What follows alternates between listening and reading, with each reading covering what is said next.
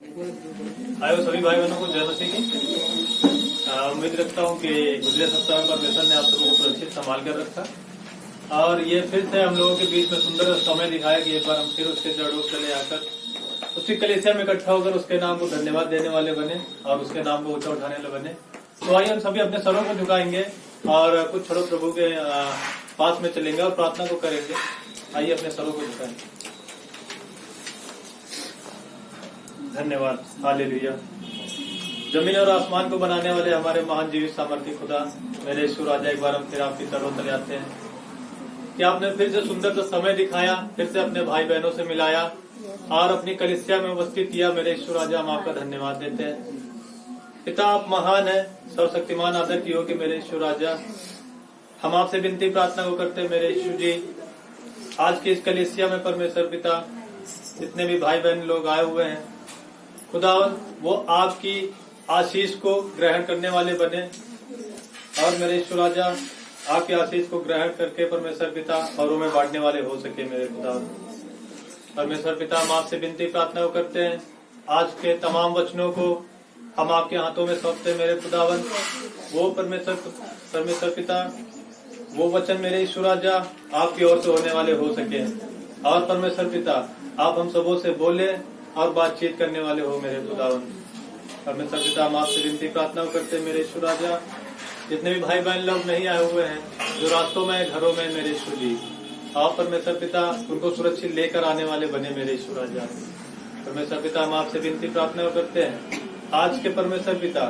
उस वचन के लिए, उस मन्ना के लिए मेरे खुदावन, जो परमेश्वर पिता आज आपकी ओर से है और परमेश्वर पिता जो पास्टर जी देने वाले हैं, आप परमेश्वर पिता उनके थ्रू होकर आप परमेश्वर पिता बोलने वाले हो सके। मेरे ईश्वर जी ओ खुदावन, यहाँ पर हर एक बैठे भाई बहनों को आपके हाथों में सौंपते हैं। सब कुछ परमेश्वर पिता गाया बजाना सब कुछ आपको ग्रहण योग्य होने पाए। मेरे खुदावन परमेश्वर पिता आपकी दया, आपकी खिदमत, आपका जलाल परमेश्वर पिता यहाँ पर मौजूद होने पाए।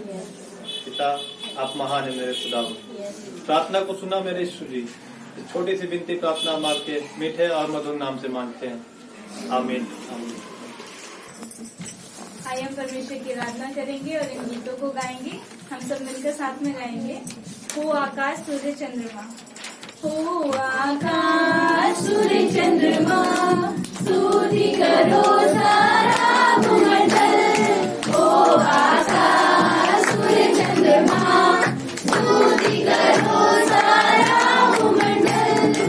यीशु ने तुझसे प्रेम किया, तेरे लिए अपना प्राण दिया। यीशु ने तुझसे प्रेम किया, तेरे लिए अपना प्राण दिया। नरक से आत्मा को बचा लिया, नरक से आत्मा को बचा लिया। आनंद जीवन सबको दिया। ओ आकाश सूर्य चंद्रमा, स्तुति करो सारा भूमंडल। ओ आकाश सूर्य चंद्रमा, स्तुति करो सारा भूमंडल। अनुग्रहकारी प्रिय यीशु, धर्मी होकर दुख सहा। अनुग्रहकारी प्रिय यीशु, धर्मी होकर दुख सहा। हरा दिया मेरे शैतान को, हरा दिया मेरे शैतान को। यीशु विजयी हुआ। ओ आकाश सूर्य चंद्रमा, स्तुति करो सारा भूमंडल। ओ आकाश सूर्य चंद्रमा, स्तुति करो सारा भूमंडल। तूने सुना तू समाचार, यीशु जी आया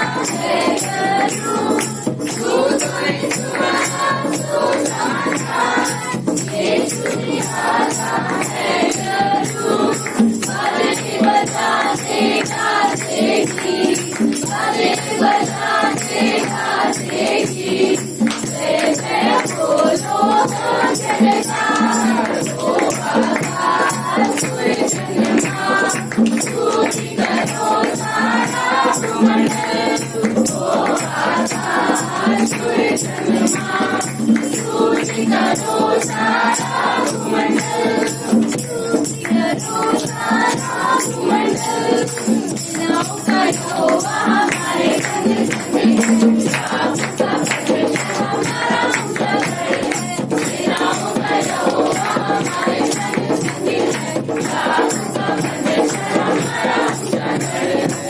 जिसने आकाश बनाया, जिसने पृथ्वी बनाई, जिसने आकाश बनाया, जिसने पृथ्वी बनाई, वो सर्वशक्तिमान प्रभु है, वो यहोवा हमारे संग संग है, जो सर्वशक्तिमान प्रभु है, वो यहोवा हमारे संग संग है, सेनाओं का यहोवा हमारे संग संग है, आपका परमेश्वर हमारा ऊंचा गढ़ है, सेनाओं का यहोवा हमारे संग संग है, आपका परमेश्वर हमारा ऊंचा गढ़ है।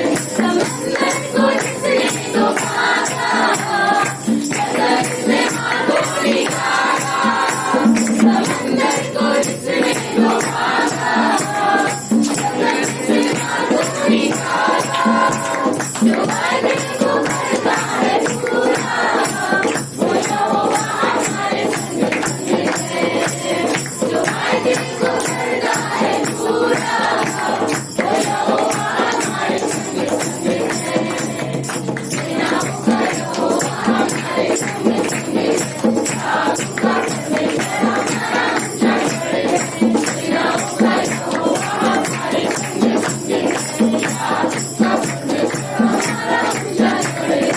सागर को जिसने जिलाया, सागर को जिसने बचाया, सागर को जिसने जिलाया, सागर को जिसने बचाया, जिसके लिए सागर नाम हो, वो यहोवा हमारे संग संग है, जिसके लिए सागर नाम हो, वो यहोवा हमारे संग संग है, सेनाओं का यहोवा हमारे संग संग है, आपका परमेश्वर हमारा ऊंचा गढ़ है, सेनाओं का यहोवा हमारे संग संग है, आपका परमेश्वर हमारा ऊंचा गढ़ है, आपका परमेश्वर हमारा ऊंचा गढ़ है, आपका परमेश्वर हमारा ऊंचा गढ़ है।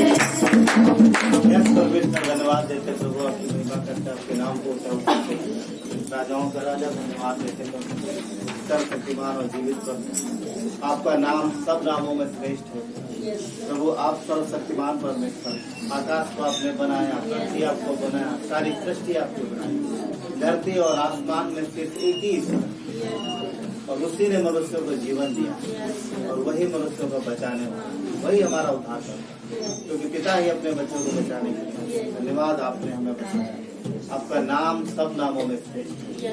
धन्यवाद परमेश्वर, हम आपको महिमा देते हैं, आपके नाम को ऊंचा उठाते प्रभु। कलीसिया आपको महिमा देते, आपके बच्चे आपको महिमा देते प्रभु, धन्यवाद देते हैं प्रभु। आप स्वर्ग से आए हो और आप स्वर्ग का मार्ग जानते हो। आपने कहा जो मेरे पीछे हो लेगा वो हमेशा हमारे साथ, वो हमेशा पिता के साथ। धन्यवाद परमेश्वर, आपने हर संकट हर तकलीफ में अपने बच्चों की मदद की है, और आपने कहा मैं सर्वदा तुम्हारे साथ। धन्यवाद पिता परमेश्वर, धन्यवाद इन वादों के लिए प्रभु। आप दिखाई नहीं देते परंतु आप हमारे साथ हमेशा। आज प्रेजेंस है आपकी, यहाँ उपस्थिति है प्रभु, और हम आपको धन्यवाद दें, हम आपको महिमा दें। धन्यवाद प्रभु, धन्यवाद। प्रभु तेरा नाम है महान, प्रभु तेरी स्तुति मैं गाऊं, मैं गाऊं। प्रभु तेरा नाम है महान, प्रभु तेरी स्तुति मैं गाऊं, मैं गाऊं। तू आया स्वर्ग से धरती पर, मुझको राह दिखाने को, धरती से क्रूस पर मेरा दर्द छुपाने को, क्रूस से कब्र में तेरा नाम है महान। तू आया उस पर से धरती पर, मुझको राह दिखाने को, धरती से क्रूस पर मेरा कर्ज चुकाने को, क्रूस से कब्र में, कब्र से आसमां, प्रभु तेरा नाम है महान। प्रभु तेरी स्तुति मैं गाऊं, मैं गाऊं, प्रभु तेरा नाम है महान। प्रभु तेरी स्तुति मैं गाऊं, मैं गाऊं। तू आया स्वर्ग से धरती पर, मुझको राह दिखाने को, धरती से क्रूस पर मेरा कर्ज चुकाने को, क्रूस से कब्र में, कब्र से आसमां, प्रभु तेरा नाम है महान। प्रभु तेरा नाम है महान। प्रभु तेरा नाम है महान। धन्यवाद देते हैं। आपका नाम सब नामों में से कोई दूसरा नाम नहीं, जो आपके नाम को प्रभु जो आपके बराबर हम उसको महिमा दें, क्योंकि स्वर्ग और पृथ्वी बनाने वाले आप सच्चे हो, मार्ग और सत्य और आप हो परमेश्वर, खुद ही सच्चा परमेश्वर, आदि और अंत आप, अल्फा और ओमेगा आप।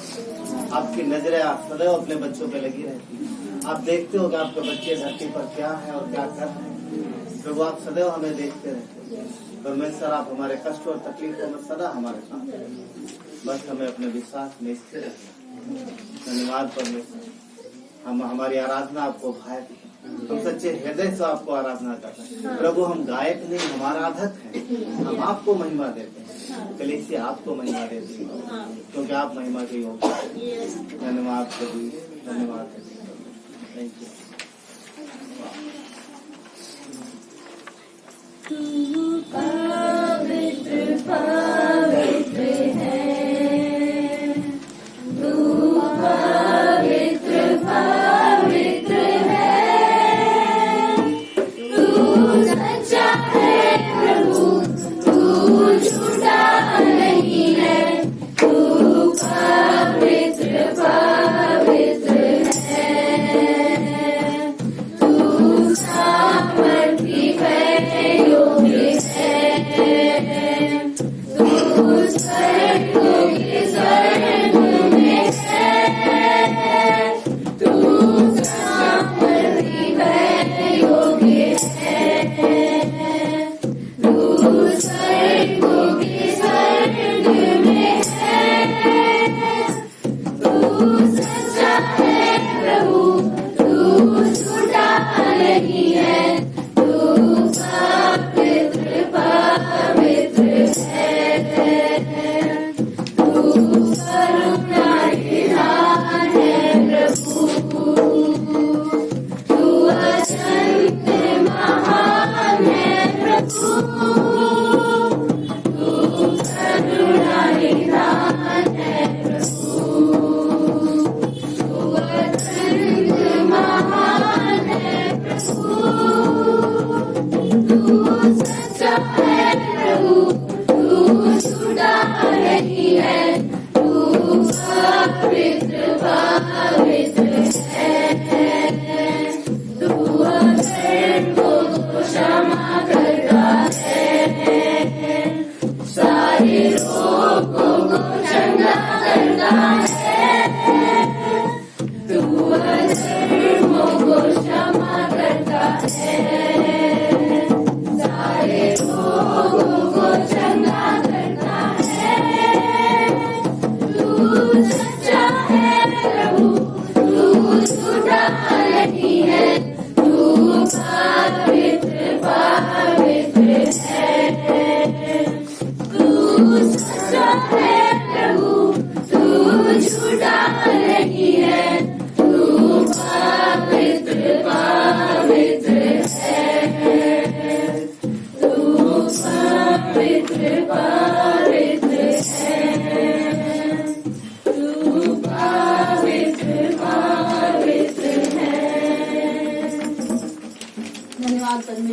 पिता, आप पवित्र परमेश्वर के, आपने हमारे सारे अधर्मों को क्षमा किया परमेश्वर। धन्यवाद परमेश्वर। प्रभु हम इस योग्य नहीं थे परमेश्वर कि आपके पास आ पाते। प्रभु आपने आपकी धार्मिकता हमें दी है परमेश्वर, आज हम आपके पास आ पाते हैं। अपनी निराशाओं में हम आपके पास आते हैं प्रभु। धन्यवाद परमेश्वर कि आप हमेशा हमारे साथ में रहते हो, कभी हमें छोड़ते नहीं, कभी त्यागते नहीं। आप सच्चे हो परमेश्वर, आपके वायदे सच्चे हैं परमेश्वर। धन्यवाद कि आपके वायदे हमारे साथ हैं। धन्यवाद प्रभु। आगे का समय हम आपके चरणों में रखते हैं। जो भी संदेश होगा परमेश्वर आपके हाथों में सौंपते पिता। पास्टर जी की अगुवाई करना परमेश्वर, और हम सब के भी हृदय को आप खोल देना परमेश्वर। हम आपकी बातों को सुन सके, हमारे आत्मिक कानों को खोलना परमेश्वर। प्रभु हमारा ध्यान परमेश्वर आपकी ओर रहे। प्रभु डिस्टर्ब होने वाली सारी चीजों को हम आपके हाथों में सौंपते हैं। कोई डिस्टर्बेंस ना हो परमेश्वर। प्रभु हम सब आपकी आवाज को आज सुनने पाए और अपने जीवन में परमेश्वर हम आपकी इच्छा अनुसार चलने पाए। धन्यवाद करते हैं। आगे का समय हम आपके चरणों में रखते हैं। प्रार्थना विनती हमारे उद्धार करता प्रभु यीशु के नाम से मांगते हैं। आइए हम लोग संदेश में जाएंगे। आज 2 हिस्सा हम लोग पढ़ रहे हैं। पहला कुरिन्थियों का 16 अध्याय 13 से 14 वचन पढ़ेंगे और मत्ती का 7 24 से 27। तो 2 व्यक्ति ये पढ़ सकते हैं, कोई भी 2 व्यक्ति। पहला कुरिन्थियों का 16 13 से 14 कोई पढ़िए। जागते रहो, विश्वास में स्थिर रहो, पुरुषार्थ करो, बलवंत हो, जो कुछ करते हो प्रेम से करो। 14 भी 14 पढ़ लिया। ओके, बस 14। और मत्ती का 7 24 से 27 कोई भी एक पर्सन। इसलिए जो कोई मेरी ये बातें सुनकर उन्हें मानता है वह उस बुद्धिमान मनुष्य के समान ठहरेगा जिसने अपना घर चट्टान पर बनाया और मेघ बरसा और बाढ़ें आई और आंधियां चली और उससे टकराई, फिर भी वह नहीं गिरा क्योंकि उसकी नींव चट्टान पर डाली गई थी। परंतु जो कोई मेरी ये बातें सुनता है और उन पर नहीं चलता वह उस निर्बुद्धि के समान है जिसने अपना घर बालू पर बनाया और मेघ बरसा, बाढ़ें आई और आंधियां चली और उसके घर से टकराई और वह गिरकर सत्यानाश हो गया। चलिए प्रार्थना करते हैं। हमारे परमेश्वर धन्यवाद देते आपके प्रेम और दया के लिए पिता, आपके उपस्थिति के लिए धन्यवाद देते परमेश्वर। प्रभु ये आपका संदेश, आपके वचन है परमेश्वर। यहाँ पर प्रभु उपस्थित हर एक व्यक्ति के जीवन को आप जानते हो। आपने बनाया, स्वर्ग में एक ही परमेश्वर है, वही मनुष्यों को धरती पर भेजता है, वही माँ के पेट में हर एक व्यक्ति को बनाता है और वही सांसें देता है। वही परमेश्वर अपने बच्चों पर हमेशा नजर रखता है। प्रभु आज भी आपकी उपस्थिति यहाँ पर है प्रभु, और आज भी आप अपने बच्चों के जीवन को देख रहे हो परमेश्वर। प्रभु हम अपने हृदय को तैयार करते हैं, अपने कानों को आपकी ओर लगाते हैं प्रभु। सारी चिंता, सारी परेशानी परमेश्वर हम आपके ऊपर सौंपते हैं पिता, क्योंकि आपने कहा है कि हे बोझ से दबे हुए लोगों मेरे पास आओ, मैं तुम्हें विश्राम दूंगा। प्रभु आपके पास ही हमारे लिए रेस्ट है, आपके पास ही हमारे लिए प्रभु आशीष है परमेश्वर, और आप ही आपके पास ही हमारे लिए आराम है परमेश्वर। प्रभु हम चिंता मुक्त हो जाते हैं क्योंकि आप हमारा बोझ उठाते हो पिता। प्रभु इसीलिए आपने कहा है कि मेरे पीछे आओ। प्रभु हम आपके लोग आपके पीछे चल रहे हैं परमेश्वर। सिर्फ प्रभु हम ही नहीं, परंतु प्रभु धरती पर जितने मनुष्य हैं वो सब आपके ही हैं। वो अलग बात है कि रोमियो में कहता है कि सब ने अपना अपना रास्ता ले लिया, पर प्रभु आप चाहते हो कि हर एक व्यक्ति आपकी ओर मुड़े, आपको जाने, क्योंकि आकाश और पृथ्वी बनाने वाला परमेश्वर एक ही है। धन्यवाद देते हैं प्रभु, आपकी महिमा करते हैं। मनुष्यों को बचाने वाला परमेश्वर, हम आपको धन्यवाद देते हैं। प्रभु यीशु आपने क्रूस पर हम सब के लिए जान दे के हमें बचाया। धन्यवाद परमेश्वर, आपकी महिमा हो पिता। आगे के समय को आपके हाथों में सौंपते हैं। प्रार्थना विनती हमारे उद्धार करता मसीह यीशु के नाम से मांगते हैं, आमीन। आप बैठ सकते हैं।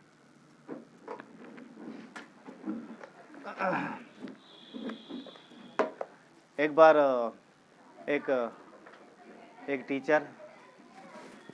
एक टीचर जो है वो एक टीचर परमेश्वर के भवन में टीचर और क्या बोलते हैं कि क्या टीचर क्या हर एक व्यक्ति आते हैं, परंतु ये जो बात जो अभी मैं बोलने जा रहा हूँ, ये संदेश से पहले एक जोक है बता देना जरूरी है, नहीं तो कई बार लोग संदेश में ऐड करके ध्यान से सुनते रहते हैं और उसके बाद में किसी के चेहरे पर नहीं आती स्माइल, राइट। तो एक बार रोड पर ट्रैफिक पुलिस वाले ने एक महिला को रोक लिया क्योंकि उन्होंने रेड लाइट क्रॉस की थी। रेड लाइट जानते हैं ना सब लोग? हाँ, इधर मुंबई में तो बहुत रहता रेड लाइट ना। रेड लाइट क्रॉस की, लाल बत्ती क्रॉस करोगे तो आप सिग्नल तोड़ोगे तो साइड में खड़ा हुआ व्यक्ति जो रक्षक है वो देखेगा। तो उन्होंने रेड लाइट क्रॉस कर दी, शायद उनको जल्दी थी और पुलिस वाले मतलब उसने जो कर्मी था, क्या बोलते हैं वो, ट्रैफिक पुलिस ने उन्हें रोक लिया, बोलता इधर आओ, ये जोक है, ध्यान रखना। और तो उन्होंने बोला कि सर मुझे जाने दीजिए, मैं टीचर हूँ। टीचर सुन के वो बहुत खुश हो गया। पुलिस वाला बोलता अरे कब से मैं इंतजार कर रहा था, कब से कोई टीचर मुझे मिले। बोलता बहुत दिन बाद, बहुत दिन बाद मुझे कोई टीचर मिला। एक काम करो, इधर साइड में आओ, 100 बार लिखो अब कभी भी सिग्नल क्रॉस नहीं करूंगी। समझ नहीं पाए? टीचर लोग बच्चों को लिखवाते हैं ना पनिश के रूप में, इतनी बार लिखो, 20 बार लिखो, 25 बार लिखो, 30 बार लिखो ना। तो ये जोक था। चलिए हम लोग संदेश में आते हैं। हम लोगों ने पढ़ा 2 जगहों से ना। 16 में क्या कहता है? पहला कुरिन्थियों में, विश्वास में स्थिर रहो, बलवंत रहो। हम लोग विश्वास करते हैं ना। और एक चीज ध्यान रखिएगा, विश्वासी जीवन विश्वास पर ही आधारित है। और विश्वास वो नहीं होता, देखी हुई बातों का विश्वास नहीं होता। जो चीजें नहीं दिखाई देती वो विश्वास होता है। यदि आप मुझे देख रहे हैं तो आप बोल सकते हैं हाँ आप हो। हाँ, विश्वास क्या है? विश्वास की डेफिनेशन क्या बोलता है इब्रानियों में? विश्वास अनदेखी वस्तुओं का प्रमाण है। यानी जो आपको दिखाई नहीं देती हैं पर आप ये विश्वास करते हो मानो कि वो हैं। मसीह को कितनों ने देखा? यहाँ पर यीशु को कितनों ने देखा? किसी ने नहीं देखा, परंतु हम विश्वास करते वो है। अच्छा, देखते तो नहीं है परंतु क्या महसूस करते वो है? हर आदमी बोलेगा यस हम महसूस करते हैं। क्यों? क्योंकि वो है और हम जानते हैं। हाँ, तो ये विश्वास है। क्योंकि संसार कैसा विश्वास करता है? देखी हुई चीजों पर यीशु ने क्या बोला? धन्य हो तुम जो बिना देखे विश्वास करते हो ना। तो विश्वास वो एक बात है, ठीक है। तो कहता है विश्वास में स्थिर रहो। जो हम लोगों ने हिस्सा पढ़ा मत्ती के 7 से, वहां पर क्या कहता है? मत्ती के 7 में जो हिस्सा हम लोगों ने पढ़ा वो क्या कहता है कि हाँ ना, यहाँ पर आप देखोगे कहता है कि 2 व्यक्ति हैं, एक बुद्धिमान और एक बुद्धिमान और मूर्ख की बात करता है। तो बुद्धिमान को क्या बोला गया है कि वो कहाँ पर घर बना रहा? हम सब जानते हैं, बहुत बार इस पैसेज को सुनो। बोलो पाशा जी क्या बताओगे, नया थोड़ी ना, पर ध्यान से सुनो, कुछ नया मिलेगा। परमेश्वर हर बार नया देता है। हाँ, ये परमेश्वर का वचन है। पूरी दुनिया में यही प्रचार किया जाता है, पूरी दुनिया में यही सिखाया जाता है। हजारों करोड़ों संदेश रोज इससे होते हैं और हर संदेश नया होता है। कहाँ से आता है पता? परमेश्वर की ओर से। तो हो सकता है ये पैसेज आपने बहुत बार पढ़ा हो, परंतु परमेश्वर आपको नया अवश्य कुछ न कुछ देंगे, ठीक है। तो यहाँ 2 व्यक्ति हैं और दोनों को अपना घर बनाना है। तो वचन क्या कहता है कि बुद्धिमान कहाँ पर नींव डाल रहा है? चट्टान पर डाल रहा है। पर जो मूर्ख है वो कहाँ डाल रहा है? अच्छा, आज के हिसाब से कोई अगर घर बनाने लगे सही मायने में, सोचो सही मायने में, और कोई जा करके आरसीसी पत्थर पर खोद रहा और दूसरा उधर मिट्टी में घर बना, तो दुनिया क्या बोलेगी? लोग क्या बोलेंगे? अरे वहां कहाँ घर बनेगा यार, इधर आओ थोड़ा, इधर बढ़िया आसान होता है। चट्टान पर खोदना बड़ा मुश्किल है, परंतु आम जगहों पर नींव डालना आसान है, बहुत आसान है। फटाफट जब लोग घर बनाते हैं, मजदूर लगाते, खुदाई करते, फटाफट हो जाता है। हाँ, क्या बोलते सुरेश भाई, राइट ना? नींव पड़ जाती। परंतु यहाँ पर वचन कहता है कि बुद्धिमान वो है जो चट्टान पर घर बनाता है। खैर, हम लोग जानते हैं चट्टान किसके विषय में बात कर रहा है। चट्टान किसके विषय में बात कर रहा है? यीशु के विषय में, क्योंकि उसको चट्टान बोला गया है।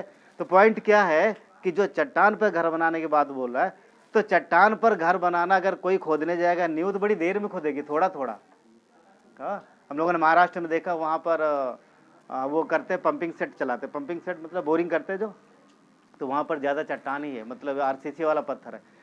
तो बोरिंग करने के लिए वो मशीन लेके आते हैं, वो 2 दिन 3 दिन चलेगी, खूब आवाज करती है, पूरा दो धुआं भी उड़ता है उसका ना, ड्रिल चलता है और पूरा वो अब यहाँ पर देखें, यहाँ पर क्या बोलते हैं जो कि प्लास्टर करने के लिए डस्ट आता है, डस्ट बोलते हैं, डस्ट जो आरसीसी का होता है। तो ये वही डस्ट, मतलब हम ही नहीं कह रहे, उसी से निकलता है, पर उससे भी पूरा ढेर, ट्रक का ट्रक पूरा ढेर लग जाता है, इतना डस्ट निकालता है वो। और 800-900 फीट पर जाकर के तब कहीं पानी मिलेगा नहीं मिलेगा, कोई भरोसा नहीं हुआ। जो बोरिंग करने आता है वो ये नहीं बोलेगा हम पानी देंगे आपको, वो बोलेगा कितने फुट गड्ढा करना बताओ, तुम बताओ कितने फुट गड्ढा करना, वो मेरा काम है, समझ रहे। तो वो लोग भी अब चलो ठहरे विश्वास के साथ, चलो ठीक है करो वहां पर। तो मैं क्या बोल रहा था कि बड़ा मुश्किल है आरसीसी को खोलना, काटना ना, चट्टान को काटना। अब आप क्या बोलोगे, पास्टर कहना क्या चाह रहे हो आप? प्रभु ने मुझे इतना मुश्किल काम दे दिया कि नहीं, चट्टान पर घर बनाओ, खोदो। उसने मुश्किल काम नहीं दिया, परमेश्वर ने काम दिया है। मुश्किल वो हमारे लिए हो सकता है जब हम अपनी ताकत से खोदेंगे। तो यदि अपनी ताकत से आप चट्टान पर खुदाई करोगे तो मुश्किल हो सकता है, परंतु क्या वचन नहीं कहता, परमेश्वर जो काम देता है उसमें हमें सामर्थ्य भी देता है। हाँ, सामर्थ्य भी देता है। यहाँ जो मूर्ख है उसको कहा गया है जो रेत पर घर बनाता है। मैं समझता हूँ रेत, आप समझ रहे, वो रेत नहीं, मिट्टी वाली बात नहीं कर रहे। रेत जहाँ पर नदी के किनारे अगर घर बना रहा, रेत पर थोड़ा थोड़ा खोद दिया और नीचे से बाढ़ आई तो जानते हैं हम लोग, राइट। तो यहाँ ये बात कर रहा, पर ये अगर आप देखोगे, जब अगर हमें चट्टान पर घर बनाने के लिए बोला गया है और हम जानते हैं कि यहाँ पर खुदाई करना बड़ा मुश्किल है, अगर आप अपनी ताकत से करोगे तो थकोगे, तब थकोगे, थकान होगी। जैसे आप मारोगे फावड़ा, जंप करके पीछे वापस फेंकेगा, राइट, होता है। परंतु यदि परमेश्वर ने कहा है और विश्वास के साथ हम जाते हैं तो फिर क्या उसके लिए संभव है? फिलिपियों का 4:13 क्या कहता है? फिलिपियों, हाँ, जो मुझे उसमें मैं, प्रेज गॉड, हाँ, प्रभु की महिमा हो। चट्टान है तो क्या हुआ, अगर परमेश्वर ने मुझे बोला है और वो मुझे सामर्थ्य देगा तो हम वो कर के दिखा देंगे जो कोई भी, हाँ, या फिर सब असंभव हो सकता है। सुनो, परंतु इसके लिए अगर इस ऐसे कामों के लिए जाने के लिए तो क्या अपनी समझ का सहारा लोगे? कौन सा कुदाली लूं, कौन से मजदूर को बुलाऊं, किसको बुलाऊं? वहां पर अपनी नहीं परंतु परमेश्वर की समझ का सहारा लेना। और ऐसे में ही परमेश्वर बोलता है अब विश्वास में स्थिर रहो। क्यों? क्योंकि तुम्हें वो काम दिया जा रहा जो संसार से हट के परे है, परे है। मैंने सुना था, शायद आपने भी सुना हो, मेरे ख्याल से रांची की घटना है या कहाँ की, मुझे याद नहीं आ रहा। एक आदमी था और उसके घर के सामने पहाड़ था, तो वहाँ के गांव के औरतों को पानी लेने के लिए घूम के जाना पड़ता था और पहाड़ थोड़ा ऊंचा था और काफ़ी दूर से घूम के जाते थे। तो उसकी शादी हुई और शादी होने के बाद में एक लड़के की, और उसकी बीवी को भी पानी वहीं से घूम के लेने जाना पड़ा, और जबकि पहाड़ों सामने ही था। शायद आप लोगों ने अखबार में पढ़ा होगा। तो उसके एक धुन चढ़ी कि अब ये इसको काटेगा, रास्ता बनाएगा।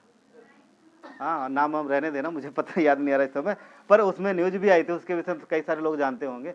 उसने काटा और सारी उम्र लगा दी, पर रास्ता उसने बना दिया। शायद दशरथ कुछ ऐसा नाम था, मुझे दशरथ मांझी ना, उसके विषय में। तो देखो, उसने एक धुन लगा ली और वो, खैर ऐसा नहीं करना है, उसने अपनी बीवी लिए कर रहा और रातों दिन उसी में लगा, सब कुछ छोड़ के। पर एक पॉइंट था बोलने का मेरा ये कि उसने निश्चय कर लिया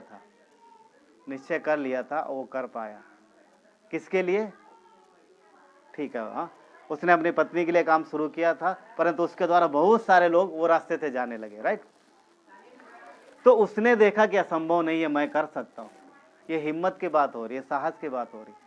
प्रभु कहता है कि उसके साथ तो जैसे देखा जाए तो उसके साथ तो कोई नहीं था, तुम्हारे साथ तो तुम्हारा बनाने वाला परमेश्वर है। तो फिर क्यों हम चट्टान पे नींव नहीं डाल सकते? क्यों, अगर परमेश्वर कभी कठिन काम देता है तो हम क्यों नहीं कर सकते? अगर वो हमारे सामर्थ्य से बाहर कुछ करने के लिए बोलता, कौन से सामर्थ्य? शारीरिक सामर्थ्य से बाहर अगर करने के लिए बोलता है तो हम क्यों नहीं कर सकते? जो मुझे सामर्थ्य देता है उसमें मैं, तो जो आपको सामर्थ्य देता है उसमें सब कर सकते हैं। परंतु यहाँ पर एक बात है, हमें अपनी समझ का सहारा नहीं लेना। कौन सी? मानवीय समझ, जो आपके हमारे पास जो शारीरिक समझ है उसका सहारा हम नहीं लेते ना। ध्यान रख रहे हैं, समझ पा रहे हैं? उसका सहारा हमें नहीं लेना है। हम किसका सहारा लेते हैं? परमेश्वर की समझ और बुद्धि का सहारा लेते हैं। समझ पा रहे हैं? अगर मैं सवाल पूछूं, 1 फुट पहाड़ कितनी देर में काट पाओगे कुदाली से? तो सब अपनी अपनी क्षमता के हिसाब जवाब देंगे, ताकत के हिसाब से जवाब देंगे, और उस वस्तु के हिसाब से जिससे काटा जा रहा उससे ही जवाब देंगे। परंतु परमेश्वर आपकी सोच और समझ से बढ़ के काम कर सकता है। तो नीति वचन 3:5 क्या कहता है कि तू अपनी समझ का सहारा वरन संपूर्ण मन से यहोवा पर भरोसा रखना। तो क्या कहता है? अपनी समझ का सहारा न लेना। अगर कोई अगर आपको ऐसा बोल देता, बोले नहीं हमसे तो हो ही नहीं सकता, ये मैं कभी किया ही नहीं, आज तक कभी किया नहीं, आप ऐसा मुझे करने के लिए क्यों बोल रहे हो, है ना? जब मुझे आता नहीं तो हम कैसे कर पाएंगे? परमेश्वर ने क्या ज्ञानवानों को, क्या मूर्खों को नहीं बुलाया? क्या ज्ञान वालों को बुलाया? मूर्खों को बुलाया। क्यों बुलाया? वो ज्ञानवान करे। अगर मूर्ख आदमी अपनी समझ का सहारा लेगा तो फिर कैसे करेगा वो?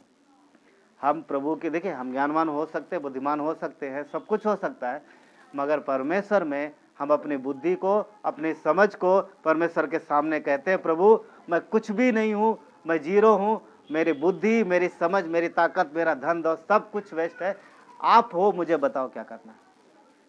समझ रहे? समस्या पता कहाँ होती है? कई बार विश्वासी लोग भी विश्वास तो करते हैं पर अपनी समझ का ज्यादा इस्तेमाल करते हैं। अपनी समझ का कहाँ से जो मिली है? जो हमें संसार से मिली है। परंतु हमें उस अपनी समझ से ज्यादा हमें परमेश्वर की समझ का उपयोग करना जरूरी है, उसके वचन के अनुसार चलना और जीना जरूरी है। क्योंकि अगर उसने बोला तुम अपनी समझ का सहारा ना लो तो फिर ना लो। अगर अपनी समझ का सहारा लेके करोगे तो जो काम आपके सामर्थ्य से बाहर है उसमें आप थकोगे, परेशान होगे और फिर छोड़ दोगे। फिर क्या होगा? अरे इतना दिन तो किया, अब नहीं हो पा रहा। फिर विश्वास में स्थिर कैसे रह सकते? हाँ, फिर विश्वास में स्थिर कैसे रह सकते? नहीं रह सकते ना, नहीं रह सकते विश्वास में स्थिर। आप समझ पा रहे हैं? नहीं रह सकते विश्वास। क्यों? क्योंकि हमने किसकी समझ का सहारा लिया? पर किसकी समझ का सहारा लेना चाहिए? समझ गए? परमेश्वर की समझ। एक वचन उसके आगे का और पढ़ते, लिखा है नीति वचन का 3:6 कहता है, उसी को स्मरण करके सब काम करना, तब वो तेरे लिए सीधा मार्ग निकालेगा। चट्टान पे नींव बनाने के लिए परमेश्वर की समझ का सहारा लेना है, तब वो हमारे लिए सीधा मार्ग निकालेगा। और लिखा है कि स्मरण करके। ठीक, मैं समझता हूँ कि विश्वासी होने के नाते जो भी काम लोग करते हैं सब लोग स्मरण करके, मतलब प्रार्थना करके तो करते ही है ना। सही बात? हाँ, आज आपको थोड़ा नया मिलेगा। हम सब लोग कुछ भी करते हैं, प्रभु हम ये काम करने जा रहे हैं, मेरी मदद करना, परमेश्वर सहायता, यही करते हैं, यही करते हैं। और प्रार्थना करते हैं और उसके बाद काम किस तरीके से करते हैं? जो खुद को समझना, जो अपने तरीके से करते हैं। सही बात है? प्रार्थना तो करते हैं, उसके बाद जब काम करते हैं तो किसकी समझ से करते हैं? यहाँ जो लिखा है, हम लोग जो देखो वचन कहता है स्मरण करके करना। हाँ प्रभु हम आपका स्मरण करें, मदद करो। वहाँ जो स्मरण करो शब्द है उसका मीनिंग पता क्या है? हिंदी में तो स्मरण करना लिखा है, मगर इब्रानी में अगर देखोगे सही भाषा में, उसका इब्रानी में जो ग्रीक में अगर इब्रानी में अगर देखोगे, वहाँ पर शब्द आता है याडा। इसका मतलब है निर्देश के अनुसार। समझ पाए? नहीं समझे? नीति वचन में जो लिखा है उसे स्मरण करके सब काम करना, तो इसका शुद्ध सही मीनिंग यह है कि उसके निर्देश के अनुसार काम करना, जैसा परमेश्वर कहे वैसा करना। और 5 में क्या कहता था? अपनी समझ का मीनिंग समझ पाए? दोनों कनेक्ट हैं। वो बोलता समझ का सहारा न लेना, और दूसरे 6ठे वचन में कहता है उसके निर्देशानुसार काम करना। हम लोग क्या करते हैं? प्रभु मेरी मदद करो, मैं काम करने जा रहा हूँ, और चल पड़ते, और फिर करते किसकी समझ के अनुसार? वापस दोहराओ, अपनी बुद्धि के अनुसार। अगर किसी ने बोला ना, अब पास्टर बोले अरे ये ऐसे नहीं होगा, नहीं पास्टर जी मुझको पता कैसे होगा, हमें आता है। अब कोर्स आता है, कौन कहता नहीं आता है? परंतु परमेश्वर की समझ शायद आपकी समझ से ज़्यादा हो, ज़्यादा अच्छी हो, राइट? तो इसलिए हमें उसकी समझ का सहारा लेना जरूरी है। विश्वासी होने के नाते हमें अपनी नहीं परंतु परमेश्वर की समझ के अनुसार चलना है। जो बुद्धिमान घर बना रहा था वो कहाँ बना रहा था? अब अगर वो अपनी समझ से बनाएगा तो कितना खोद पाएगा? तो परमेश्वर की इच्छा अनुसार अगर बनाएगा तो क्या वो कर सकता है? बहुत कुछ होता है यहाँ पर, आगे बात करेंगे, ठीक है। आगे देखिए पहला कुरिन्थियों में क्या कहता है, पहला कुरिन्थियों 16:13 में क्या लिखा है? जागते रहो। हम कहाँ घर बना रहे हैं? चट्टान पर। इसके लिए क्या करना? जागते रहो, विश्वास में स्थिर रहो। विश्वास में स्थिर रहो, पुरुषार्थ करो। पुरुषार्थ मतलब मेहनत करो और बलवंत हो जाओ। 4 बातें यहाँ पे ध्यान से रहो। नंबर 1, किस चीज से जागते रहो? आत्मिक में जागते रहो कि आप जो कर रहे हो क्या परमेश्वर की निर्देशानुसार है? जो स्मरण करके कर रहे हो क्या उसकी समझ के अनुसार है? क्या उसके निर्देश अनुसार कर रहे हो? दूसरा, अब जब परिस्थितियां इधर उधर हो रही है तो क्या विश्वास में स्थिर हो? हाँ। दूसरा, रेत पे बना रहा, उसका खुदाई हो गई, बिल्डिंग बन गई है और तुम्हारा तभी कुछ दिख ही नहीं रहा। आप समझ पा रहे क्या मीनिंग है? इसका मीनिंग ये है, आप बोलोगे तो परमेश्वर ने मुझे यहाँ पर क्यों बोला? यस, क्योंकि हम जानते हैं, वो पैसेज पढ़ते हैं कि उसमें आंधी तूफान जब आता है तो विश्वास वाला मजबूत रहता है, परंतु बनाने में हमें ध्यान रखना है।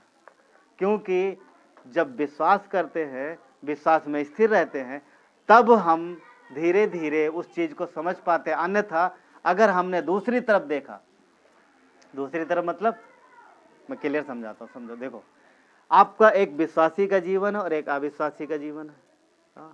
अविश्वासी का जीवन या फिर दोनों विश्वासी ले लो। एक विश्वासी परमेश्वर की इच्छा अनुसार चल रहा और दूसरा संसार की इच्छा अनुसार चल रहा। संसार में शॉर्टकट चलता है। परमेश्वर क्या बोलता है कि सीधे मार्ग में जाना और दूसरा बोलेगा शॉर्टकट आना। कोई बोलेगा इधर आ, शेयर बाजार में इधर इतना लगा दे। हाँ, मुझे नहीं मालूम, शेयर बाजार में से बहुत सारे पैसे लोग लगाते, पर शेयर बाजार छोड़ दो, कोई और पढ़ लेते। अगर किसी गलत तरीके से कहीं पर पैसा लगवाया निवेश कराने के लिए, बहुत बढ़ जाएगा और इत्तेफाक से उसका बढ़ गया, सोचो नहीं लॉस हुआ और बहुत कमा लिया, तो आपके मन में कुछ नहीं आएगा, यार मैं तो सीधे रास्ते पे जा रहा हूँ अभी धीरे धीरे, है ना, अभी इतना ही है। और उसका झटके से पॉइंट क्या बता रहा, हर बार सही नहीं जाता, अगली बार जब लगाएगा तो हो सकता पूरा चला जाए। पर पॉइंट क्या है कि यहाँ पर धीरज रखने की जरूरत है और विश्वास में स्थिर रहने की जरूरत है। क्या परमेश्वर झूठ बोलता है? क्या परमेश्वर अपने बच्चों को सीधा मार्ग नहीं दिखाता? क्या परमेश्वर अपने बच्चों के लिए अच्छे उपाय नहीं करता? क्या वो आपके बारे में अच्छे से अच्छी योजनाएं नहीं बनाता? बनाता है। कितने बोलते नहीं बनाता? क्या अच्छी योजना बनाता है? कितने लोग बोलते हैं? हाथ ऊपर करो। राइट ना? अब बोलो, अब कह सकते हो सब आपस में एक दूसरे से कि परमेश्वर हमारे लिए अच्छी योजनाएं बनाता है। हाँ, जो भी प्लान करता है अच्छा करता है। राइट?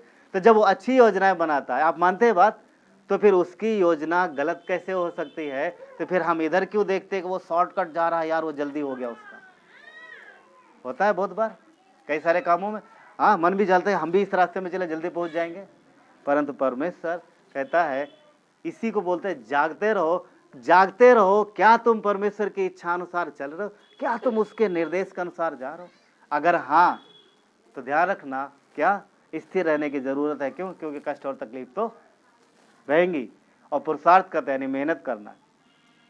एक विश्वासी को सदा अपने विश्वास के विषय में सचेत रहने की जरूरत है। जब हम सचेत रहेंगे विश्वास के विषय में, जो भी करेंगे, तो फिर हम प्रभु में बलवंत होते जाएंगे। 4 बातें थी। क्या पर क्या था? नंबर 1 जागते रहो, नंबर 2 विश्वास में स्थिर रहो, नंबर 3 पुरुषार्थ करो, नंबर 4 बलवंत हो जाओ। तब हम सामर्थ्य और बलवंत होते हैं। जो बलवंत होगा वही अच्छे से कर पाएगा। अद्भुत और सामर्थ्य काम, बड़े बड़े काम कौन कर पाएगा? जिसके पास ताकतवर होगा ना। तो प्रभु में जब हम ताकतवर बनते हैं, बलवंत बनते हैं, तो चीजें संभव है हमारे लिए। दूसरा तीमुथियुस के 4 में वचन 7 के बी पार्ट में पौलुस ने पता है क्या लिखा है? मैंने अपने विश्वास की रखवाली की। क्या लिखा है? पौलुस कहता है कि मैंने अपने विश्वास की रखवाली की। आप सोचो, क्या विश्वास की रखवाली करने की जरूरत पड़ती है? क्या विश्वास को भी देख रेख की करने की जरूरत पड़ती है? हाँ, हम विश्वासी हम लोग विश्वास करते हैं अपने। देखिए वापस बोल रहा हूं, हर एक विश्वासी को सदा अपने विश्वास के विषय में सचेत रहना चाहिए। क्या जो वो जीवन जी रहा है जो वो कर रहा है परमेश्वर के निर्देशानुसार है या फिर नहीं है। हमेशा सचेत रहने की जरूरत है कि हम किस तरीके से जीवन जी रहे हैं, हम किस तरीके से चल रहे हैं, क्या हमारे प्रभु में चाल परमेश्वर की इच्छा अनुसार है।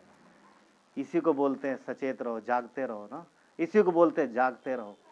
अब स्थिर रहो, स्थिर रहो। अगर प्रभु ने बोला है चट्टान पर खुदाई करना तो चुपचाप करते रहो, क्योंकि परिश्रम का फल किसके पास है।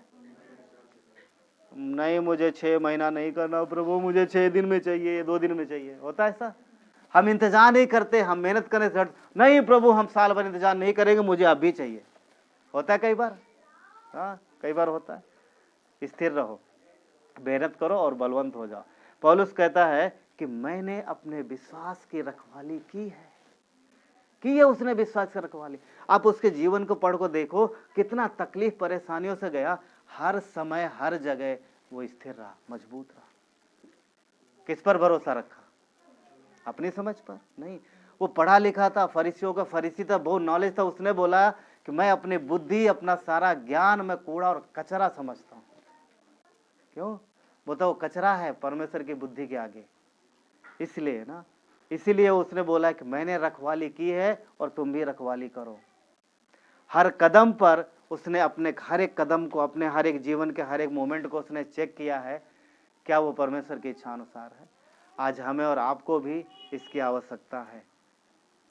हाँ, हमें चेक करने की जरूरत है, क्या हम परमेश्वर के निर्देशानुसार जा रहे हैं, क्या हम विश्वास में स्थिर हैं, क्या हम विश्वास, हमारा जो विश्वास है वो सही है, क्या हम किस तरीके के काम कर रहे हैं। हाँ? सचेत रहो। क्यों सचेत रहना? क्योंकि कोई है जो नुकसान पहुंचाने के लिए तैयार है। हाँ? हम और आप जानते हैं, राइट। सचेत रहो। विश्वासी वो है जो कई बार आपकी समझ से परे बहुत सी चीजें होंगी, वहां विश्वास रखना। आप समझ पा, जो चीज आप समझ जाते हो, सारी चीजें हैं, ये क्या है सब बता सकते हैं, सबको पता है, तो इसमें विश्वास रखने वाली कौन सी बात। हाँ क्या है, सबको पता है, इसमें विश्वास रखने कौन सी बात है, तो है ही है ना, ये तो है खबर। अब सवाल ये पैदा हो कि जिन चीजों का आप नहीं जानते वहां पर विश्वास रखना है और वहां स्थिर रहना। जो चीजें आपके समझ से परे होती हैं, जो बातें आपके समझ से बाहर परमेश्वर कहता है, वहां पर विश्वास रखना है। समझ पा रहे? विश्वास में स्थिर रहो। हाँ? जागते रहो, क्योंकि तुम्हारा विरोधी शैतान हमेशा फाड़ खाने के लिए तैयार है। कौन सी भेड़ झुंड से बाहर निकलना पता है क्या? समझ, झुंड से बाहर निकलना क्या, समझो कुछ देर के लिए। इसका झुंड से बाहर निकलने मतलब ये नहीं है कि हम लोग सब संगति में हैं, हम लोग सब संगति में रहते हैं और ये झुंड से, आपको क्या लगता है सब साथ में? झुंड से बाहर निकलना ये नहीं है। झुंड से बाहर निकलना ये है कि जब आप परमेश्वर के निर्देशानुसार जीवन जीने से बाहर चले जाते हो और उसके निर्देश के बजाय कुछ दूसरे ही रास्ते पे चले जाते हो, ये है झुंड से बाहर निकलना। समझ पाए? भेड़ें किसके पीछे चलती हैं? उसके कदमों का पीछा करती हैं। तो एक विश्वासी जीवन यीशु का पीछा करता है, उसके कदमों का पीछा करता है। यदि हम परमेश्वर के निर्देशानुसार जीवन नहीं जीते हैं जब, तो आप समझो कि आप आउट ऑफ वे हो और वहां पर कौन है इंतजार कर, आजा। हाँ, मैं तो बैठा था इसी घात में, आपको समझ में नहीं आया कहाँ पहुंच गया। वो बड़ा चालाक है, पर कहाँ, भेड़ों को क्या पता होता? मैंने पिछली बार बताया था, हरी घास, राइट। तो क्या खाने जाएंगी? घास। और कहाँ मिलेगा घास? झाड़ी के पीछे। समझ रहे? छुपने का स्थान भी उसका वही है। मनुष्य को क्या चाहिए, आपको क्या चाहिए उसे पता है।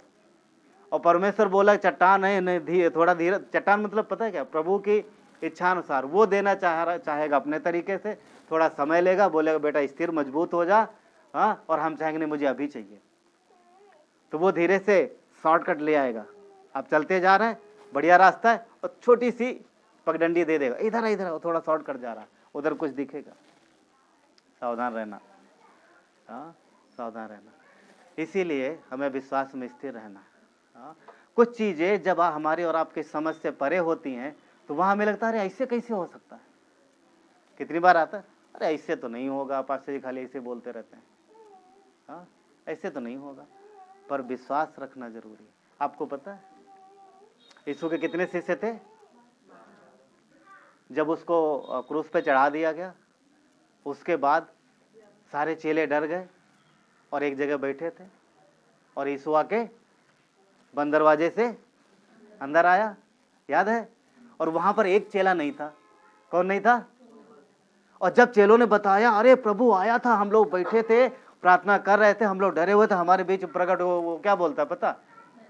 मैं नहीं मानूंगा, अभी आज तक कोई मर के जिए नहीं, मैं नहीं मान सकता। आप समझ पा रहे हैं वो किस सोच में सोच रहा था? स्वयं की सोच में। क्यों? क्योंकि मुर्दों में से कौन जी उठा है? मैं नहीं मानूंगा, ऐसा हो ही नहीं सकता, मैं नहीं मानूंगा। क्यों? आज क्या ऐसा नहीं होता? नहीं नहीं, मैं तो नहीं मानूंगा, ये नहीं हो सकता यार, इस तरीके से कैसे होगा, मैं क्यों करूं ये काम, मुझे क्यों दिया गया, मैं तो कभी कर ही नहीं पाता। कई बार आपको ऐसा काम दिया जाएगा जो आप नहीं कर पाते, तो आप क्या करोगे? मना करोगे? नहीं नहीं नहीं, हमसे नहीं होगा। अगर मना करोगे तो वाकई आप वैसे के वैसे रहोगे, कभी नहीं बदलेगा लाइफ। क्योंकि परमेश्वर आप हमारी और आपकी क्षमता बढ़ा रहा। अगर क्षमता बढ़ाएगा तो मेहनत कराएगा, और मेहनत कराएगा तभी तो बलवंत होंगे। अब मेहनत करने लगे कौन सा आपको थोड़ी ना बोलेंगे, हम नहीं बोलेंगे, मैं ये नहीं बोलूँगा चलो आओ उधर फावड़ा लेके, वो पॉइंट नहीं है। समझ रहे? तो परमेश्वर प्यार करता है, वो क्या कहता है? बलवंत हो जाओ, विश्वास में स्थिर रहो और बलवंत हो जाओ। तो स्थिर रहने के बाद तो यहाँ पर चलते हम लोग थोड़ी देर के लिए। कहाँ पर? यूहन्ना के 20 अध्याय में। देखो यहाँ पर क्या हो रहा है यूहन्ना के 20 अध्याय में।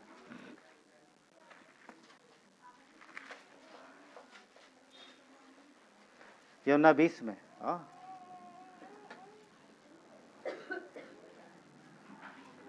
यूहन्ना का 20:19 क्या कहता है? कोई पढ़े? उसी दिन जो सप्ताह का पहला दिन था, संध्या के समय, जब वहाँ के द्वारा जहाँ चेले थे यहूदियों के डर के मारे बंद थे, तब यीशु आया और उनके बीच में खड़ा होकर उनसे कहा, तुम्हें शांति मिले। क्या कह रहा? देखिए यहाँ पर क्या हो रहा कि सारे चेले एक जगह हैं, यहूदियों के डर के मारे दरवाजा बंद किए हैं, और यीशु उनके बीच में आ गया। क्या दरवाजा खोल के आया? बंद दरवाजे से आया, और क्या बोलता? तुम्हें, चेले डरे हुए थे, उनका जीवन आसान था, उन्हें यीशु को पता थे उन्हें क्या चाहिए, क्या दिया उसने? तुम्हें शांति मिले। आगे देखो क्या लिखा, और वचन 20, और यह कहकर उसने अपना हाथ और अपना पंजर उनके दिखाया, तब चेले प्रभु को देखकर आनंदित हुए। क्या कह रहा? आया और बोला, अपना हाथ दिखाया, ये देखो हाथ में क्या था? छेद। काहे की वजह से? कीला मारा, इधर भाला मारा था, वो भी देखा, बोलता देखो। आप समझ पा? क्योंकि उन्होंने देखा था ये सब करते हुए, उसे भाला मारा गया और उससे कीले ठोके गई, और दिखा रहा ये देखो।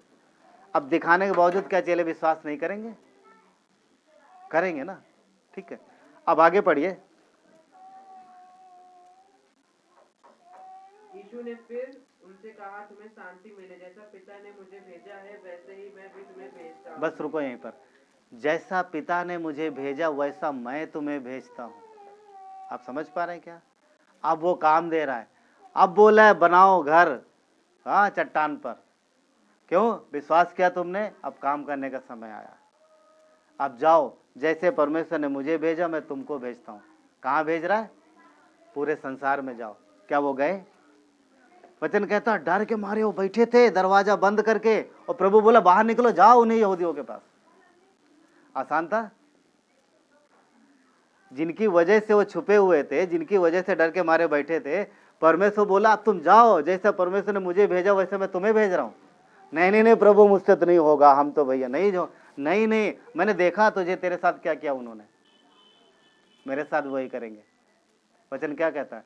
उनसे मत डरो जो शरीर को घात करते हैं, पर उससे डरो जो शरीर और आत्मा। समझ पा रहा? समझ रहा? विश्वास, विश्वास में स्थिर रहना। विश्वास में स्थिर रहना। फिर आगे देखो वचन 24 क्या कहता है? परंतु 12 में से एक अर्थात थोमा जो दिदिमुस कहलाता है, जब यीशु आया तो उनके साथ ना था। थोमा नहीं था उनके साथ। वचन 25, जब अन्य चेले उससे कहने लगे हमने प्रभु को देखा है, तब उसने उनसे कहा, जब तक मैं उसके हाथों में कीले के छेद न देख लूं और कीलों के छेद में अपनी उंगली न डाल दूं और उसके पंजर में अपना हाथ न डाल लूं, तब तक मैं विश्वास नहीं करूंगा। सुन रहे क्या कह रहा? जब तक तुमने तो सिर्फ देखा है, तो उन्होंने बोला, हे प्रभु ने मुझे बोला था, दिखाया था, इधर हाथ देख, इधर ये इधर पंजर में भाला मारा गया। बोलता अच्छा तुमको दिखाया था, तो तुमने क्या किया? नहीं कुछ नहीं, हम लोगों ने देखा था।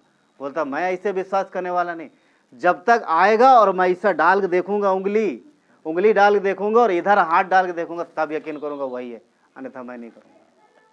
समझ पा रहे? यहां पर क्या मांग रहा थोमा? क्या मांग रहा? प्रमाण। थोमा प्रमाण मांग रहा है कि अगर मैं देखूंगा तो विश्वास करूंगा, है ना? थोमा प्रमाण मांग रहा है। अब मेरा एक पॉइंट और है, क्या परमेश्वर का वचन पर, क्या मसीह यीशु ने आपको प्रमाण नहीं दिया कि वो जीवित है? क्या वो आपके साथ है? क्या हर समय आपके साथ आपकी मदद और सहायता के लिए रहता? क्या प्रमाण नहीं दिया? मैं विश्वास करता हूं कि हर एक के जीवन में उसने अपने आप को प्रकट किया है और अद्भुत काम करके उसने प्रमाण दिया है। थोमा को भी प्रमाण दिया था, आज भी प्रमाण देता है, और हर एक के जीवन में वो साबित करता है कि वो है। तो जब वहां पर थोमा ने प्रमाण मांगा तो यीशु ने प्रमाण दिया। क्या आज हम और आपके जीवन में नहीं देता? देता है। तो जब अब देखिएगा, थोमा ने विश्वास किया, उसके बाद प्रभु वचन कहता है कि प्रभु आए और थोमा के सामने प्रकट हुए। यीशु ने क्या बोला? वचन पढ़िए, वहां लिखा होगा आगे। तब उसने थोमा से कहा, अपनी उंगली यहाँ लाकर मेरे हाथों में देख और अपना हाथ मेरे पंजर में डाल और अविश्वासी नहीं। एक्चुअली एक वचन छूट गया तुमसे। हाँ 26 पढ़ो। 8 दिन के बाद उसके चेले फिर अब रुको, इस घटना के 8 दिन बाद अब ये बातें किसके साथ हो रही? ध्यान से समझना। थोमा किसको बोल रहा था? यीशु से किससे बात कर रहा था? थोमा किससे बात कर रहा था? शिष्यों से, बाकी चेलों से बात कर रहा था। और सुन कौन रहा था?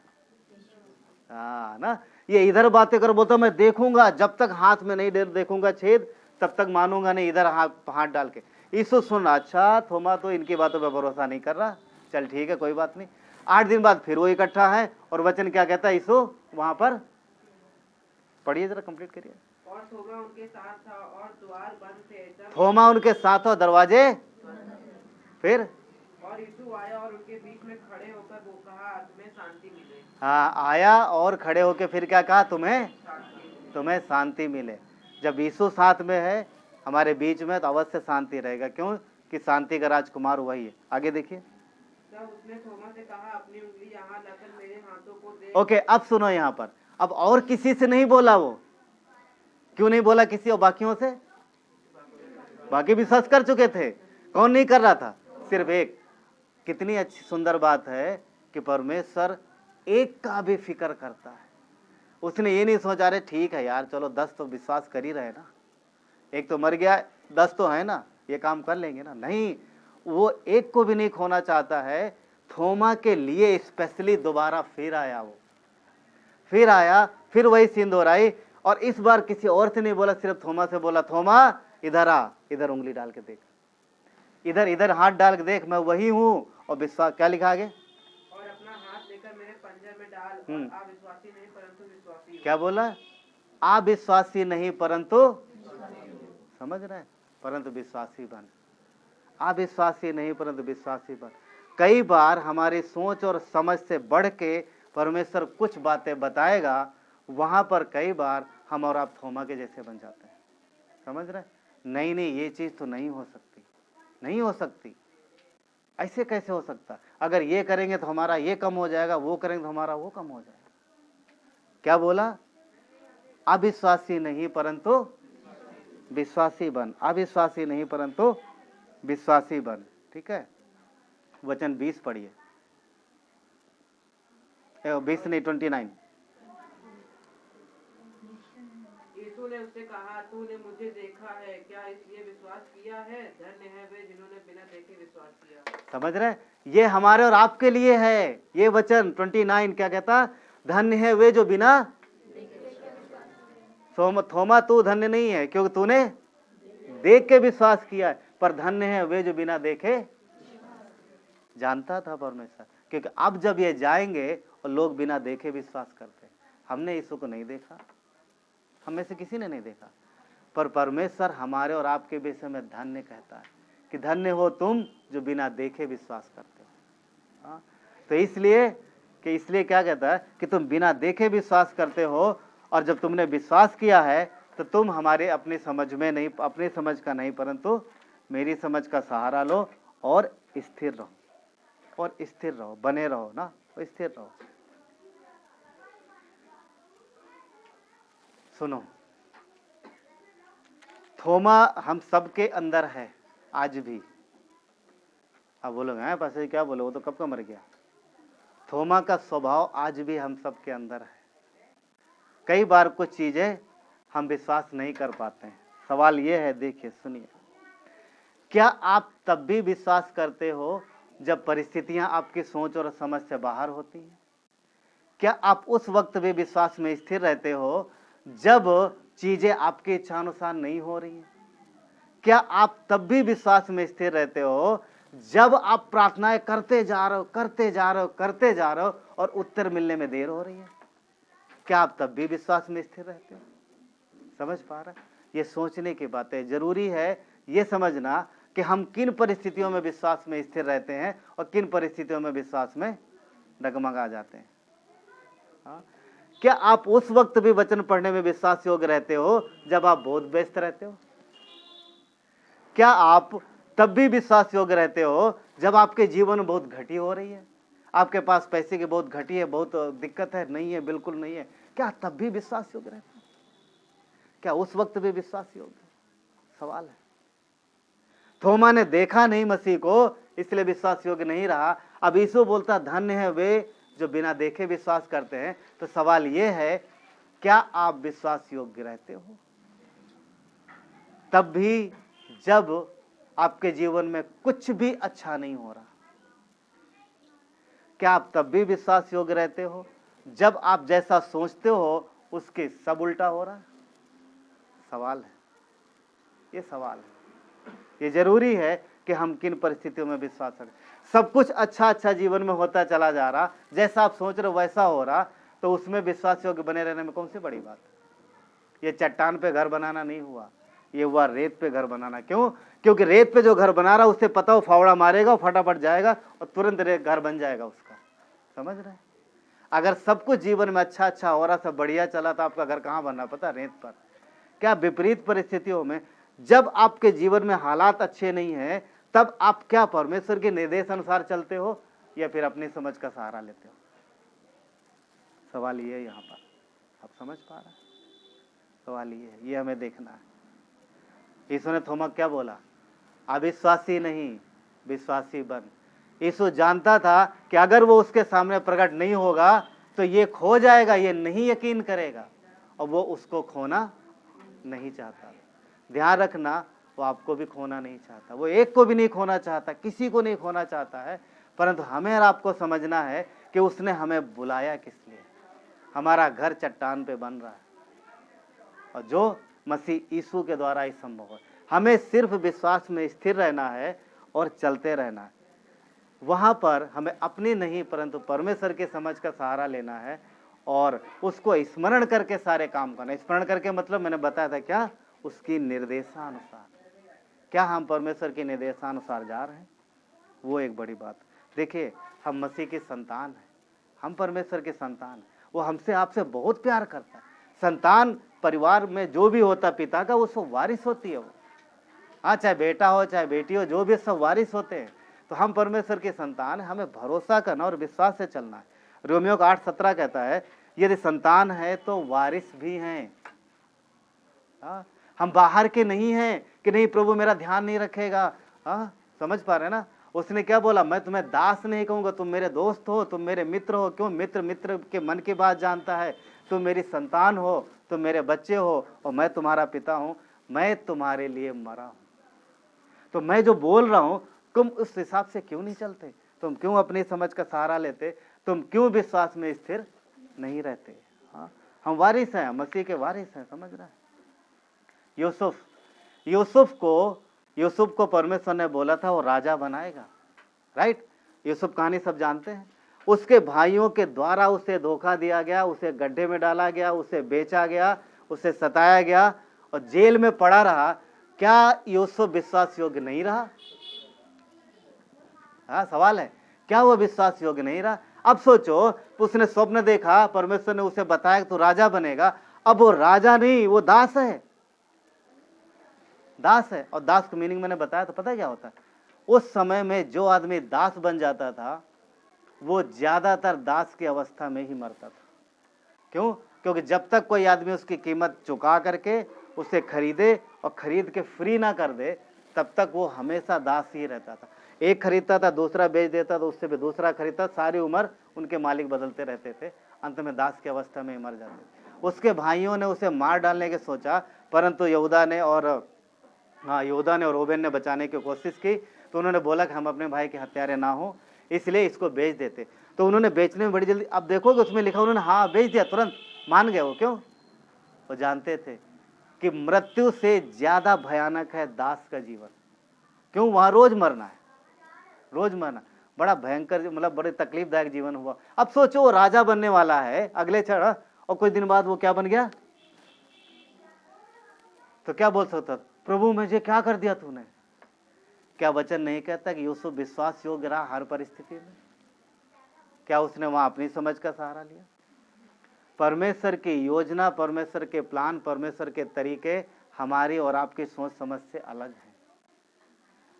कोई इतिहास गवाह है, कभी भी इस तरीके से कोई राजा नहीं बना जिस तरीके से यूसुफ राजा बना। जेल में है और अगले क्षण जेल से बाहर और वो राजा है। समझ रहा है? ये परमेश्वर का तरीका है।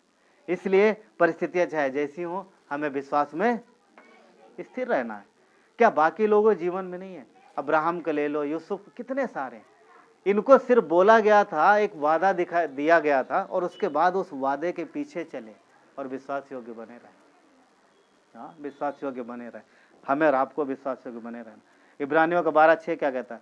क्योंकि प्रभु जिनसे प्यार करता है उनकी ताड़ना भी करता है, और जिसे पुत्र बना लेता है उसे कोड़े भी लगाता है। क्यों? क्योंकि जो ब्लेसिंग, आशीष आपके जीवन में लाने वाला है, जो जो जो काम आपसे कराने वाला है, उसकी तैयारी भी जरूरी है। दूसरा पत्रस का 2:9 कहता है, तो प्रभु भक्तों को परीक्षा से निकाल लेगा और अधर्मियों को न्याय के दिन तक दंड की व्यवस्था में रखना भी जानता है। कहने मतलब यह है कि परमेश्वर जो है अपने भक्तों को तकलीफ और परेशानियों से निकालना भी जानता है। भक्तों मतलब अपने बच्चों को निकालना जानता है, वो निकालना जानता है। इसलिए जो कुछ भी जीवन में हो रहा है, परेशान मत हो। क्यों? क्योंकि जो हमारे और आपके जीवन में गुजर रहा है सब उसको पता है, सब उसको पता है। इसीलिए 1 कोरिन्थियों 10:13 में कहता है कि तुम किसी ऐसी परीक्षा में नहीं पड़े जो मनुष्यों के सहने से बाहर हो। पश्चात एक बार बोले तो पता, मैसेज मैंने सुन रहा था परमेश्वर हमें भट्टी में डालता है। भट्टी समझते हैं? सब जानते हैं भट्टी जो है ना, सोने को भट्टी में डाला जाता है। तो परमेश्वर कई बार अपने बच्चों को जानबूझ के उस भट्टी में डाल देता है, और उसके बाद में नजर भट्टी पर रहेगी, और हाथ जो है, क्लास में बता रहा था, और हाथ जो गैस को कम, भट्टी को कम करने वाला रेगुलेटर होता है, क्या होता है उसको, वो बटन, बच्चा भट्टी में है और हाथ बटन पर है, वो देख रहा कितना उसको गर्मी सह सकता हो। जहाँ उसके सहने ज्यादा होगी तो वो थोड़ा कम करेगा, फिर थोड़ा बढ़ाएगा, फिर थोड़ा, जब देखा कि ज्यादा हो रहा तो फिर कम करेगा। क्यों? अच्छा, भट्टी में क्यों डाल रहा? हाँ, सब जानते हैं भट्टी में क्यों डाल। जरूरी है वहां से गुजरना, अन्यथा हमारे जीवन में चमक कैसे आएगी, हमारी कीमत कैसे बढ़ेगी? क्या यूसुफ को वहां से गुजरना जरूरी था? अगर वही कनान में बना रहता तो मिस्र का राजा कैसे बनता? परमेश्वर की योजनाएं है, ठीक है। इसलिए डरिए मत, उन सारी चीज जहां पर भी हैं आप वहां पर बने रहिए। हाँ, बने रहिए। 2 जगह हैं जहां पर विश्वास में, मतलब कई सारी जगह हैं, परंतु 2 बातों में बहुत मुश्किल होता है पता, विश्वास में रह पाना, और बहुत जरूरी वहां समझना। नंबर 1, कठिनाई और तकलीफ, जिसकी बात मैं कर रहा हूँ। कठिनाई और तकलीफों में भी हम प्रभु प्रभु करते रहते, परंतु कई बार जब प्रार्थनाओं में देरी होती तो फिर हम इधर उधर देखते। धीरज रखो, परमेश्वर हमेशा समय पे रहता है, वो टाइम पे रहता है, वो सब देख रहा है। और दूसरी जगह पता है क्या है? सक्सेस। दूसरा स्थान है सक्सेस, जहां सब मिल जाता, सब हो जाता, उसके बाद प्रभु सॉरी, अब मुझे तुम्हारी जरूरत नहीं है, मेरे पास सब कुछ है, हम सब संभाल लेंगे, हाँ आपकी कोई जरूरत नहीं। होता है ऐसा? दूसरा स्थान वो भी है, क्योंकि सफलता में फिर मनुष्य का जो विश्वास है, मनुष्य की निर्भरता चीजों पर हो जाती है, धन पे हो जाती है, व्यक्तियों पर हो जाती है, इन सारी चीजों पे हो जाती है मनुष्य की निर्भरता। परंतु परमेश्वर कहते हैं कि हम प्रभु पर निर्भर रहें। अगर आपने न्यायियों की किताब पढ़ी है कभी तो वहाँ पढ़ के देखिएगा, वहाँ पर यही हो रहा था। जब खूब उनके पास आनंद होता था तो खूब पाप करते थे, पाप में जीवन जीते थे, और फिर परमेश्वर लोगों को लेके आता था दंड देने के लिए, फिर वो गुलाम बन जाते थे, और उसके बाद फिर प्रभु बचाओ, वो बचा लेता था और सब फिर आशीष देता था, फिर वो पाप करते थे और फिर उन्हें तकलीफ में जाना पड़ता था। तो क्या है, पॉइंट क्या है कि सफलता में इंसान कई बार परमेश्वर को भूल जाता है, परंतु परमेश्वर अपने बच्चों को सफलता इसलिए नहीं देता कि वो उसको भूलें, पर सफलता इसलिए देता है कि हम उसके और नज़दीक बने रहें। हाँ, उसके और नज़दीक बने रहें। मत्ती के 7 अध्याय में जो हम लोगों ने पढ़ा, 2 व्यक्ति हैं, 2 प्रकार की ज़मीन है, हम लोग देख चुके, राइट। 2 प्रकार की ज़मीन है, मसीह हमारा चट्टान है। अब सवाल ये पैदा होता है कि हमें घर कहाँ बनाना है। हाँ, रेत पे बनाएंगे तो वहाँ पर क्या होता है, आंधी और आते हैं। क्या है आंधी और तूफान? आंधी तूफान। जब आपके इच्छानुसार चीज़ें नहीं हो रही हैं, सब कुछ उलट पलट हो रहा है, जैसा आप सोच रहे नहीं हो रहा, प्रार्थना करते जा रहे तब भी नहीं हो रहा, आप समझ रहे क्या हो रहा? आंधी तूफान आ रहा है। अब अगर आपने घर बनाया है चट्टान पर तो वो फिर स्थिर रहेगा, नहीं तो अरे यार क्या है मसीह में, समझ रहे हैं?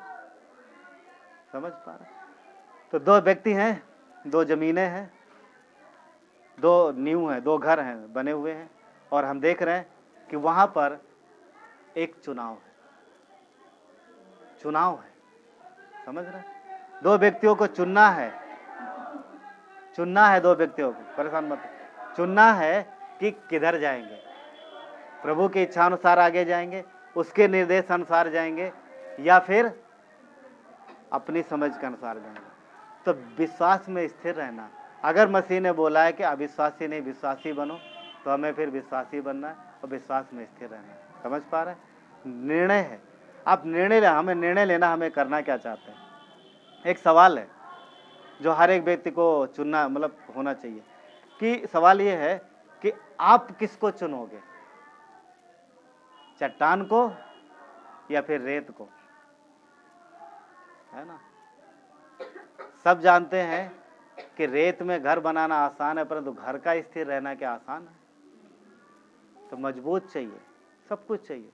तो हम सब जानते हैं कि सबके दिल में है क्या, चट्टान को चुनेंगे। तो जब चट्टान को चुनना है तो विश्वास में स्थिर रहो, हाँ, बलवंत बनो। 1 कुरिन्थियों क्या बोलता है? 1 कुरिन्थियों 16:13, जागते रहो, विश्वास में स्थिर रहो और पुरुषार्थ करो, बलवंत हो जाओ। जागते रहो, स्थिर रहो, मेहनत करो, बलवंत हो जाओ। बलवंत हो जाना लास्ट में है, पहले क्यों नहीं है? वहाँ पॉइंट पहले क्यों नहीं रखा? नहीं, पहले हो ही नहीं सकता। पहले जागो, समझो, स्थिर रहो, मेहनत करो, तब बलवंत हो। हाँ, चलिए प्रार्थना करते हैं। परमेश्वर धन्यवाद देते आपके प्रेम और दया के लिए, आपकी महिमा हो परमेश्वर, आपके नाम को ऊंचा उठाते पिता। धन्यवाद देते आज की इन बातों के लिए प्रभु, हम विश्वास योग्य बने रहें परमेश्वर। हमारे जीवन में प्रभु बहुत सारी जो भी चीज़ें होती है वो आपसे छुपी हुई नहीं है पिता। राजाओं का राजा धन्यवाद देते हैं, सर्वशक्तिमान परमेश्वर प्रभु, हम विश्वास में स्थिर रहे और बलवंत होने जाए, पुरुषार्थ करने में प्रभु हम पीछे ना हटे पिता। धन्यवाद देते हैं, आपने हमारे लिए क्रूस पे जान दी है, आप मरे हो हमारे लिए, आपने हर वो काम जो हमें हमारे जीवन के लिए ज़रूरी था सब कर दिया। प्रभु हम आप पर विश्वास करते।